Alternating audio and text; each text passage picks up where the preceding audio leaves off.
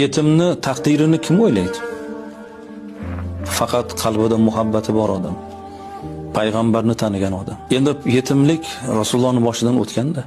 Qarang, yetimni qalbi yumshoq bo'ladi. Chunki otani, onani mehriga to'ymaydi-da.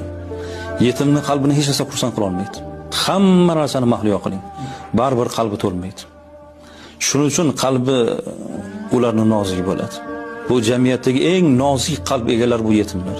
Yetim yig'lasa, butun osmon farishtasi yer yuziga tushadi. Payg'ambar alayhisalom yetimga kafil bo'lgan men bilan birga bo'ladi debdilar.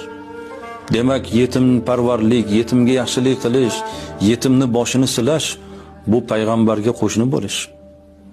Musa payg'ambarga qo'shni bo'lganning fazilati nima bo'ldi? Tarozida halol bo'lgan bo'ldi.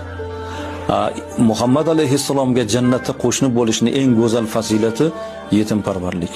Alloh Muhammad alayhissalom